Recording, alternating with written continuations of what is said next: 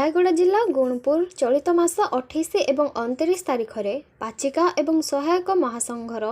Acute एवं मिलित श्रमिक संगठन पक्षर आज सकाळ 6 घंटा समय गुणपुर एसपी छक ठारू भारत बंद डाकरा आरंभ करी शोभायात्रा गजपति जिला और रायगढ़ को संजोग करुवा नागभूषण पट्टनायक प्रतिमूर्ति मार्ग छक ठारे रास्ता अवरोध करने पर शोभायात्रा बाहरी सहर परिक्रमा करथिले। सेमानंक बंद डाकरार मुख्य उद्देश्य होची केंद्र सरकार जो 4टी श्रम बिल आनिछंती तार संपूर्ण बातिल करवा, देशर संपत्ति को नीलाम करवा षड्यंत्र बंद करवा, पाचिका और सहायक श्रमिक मानक स्थायी नियुक्ति दे 21,000 टंका मासिक देवा और अनेक प्रकार दाबी को नहीं केंद्र सरकार नीति को विरोध कर बंद डाकरा करछंती। समग्र देश में एआईसीसीटी अन्य मिलित श्रमिक संगठन मानक तरफ देशव्यापी भारत बंद डाकरा दी केंद्र सरकार 4टी श्रम बिल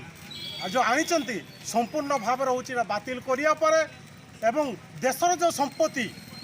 संपूर्ण भाव में नीलाम करदेवा पर जो षड्यंत्र कर विरोध करी एवं पाचिका सहायक जेते श्रमिक माने अछंती स्थायी नियुक्ति एवं 21,000 टंका दरमा पाइबा परे कृषि ऋण छाड़ धानर सहायक मूल्य करिया परे आमे दाबी करी वर्तमान गुणपुर सरकारी कॉलेज तो आरंभ करी रास्ता बस ट्रक संपूर्ण भाव में बंद पालन कर केंद्र सरकार सूचना दे दूँ अति शीघ्र जदि बातिल करना ना ताले निश्चित भाव में आगामी दिन में बड़धरण आंदोलन हम से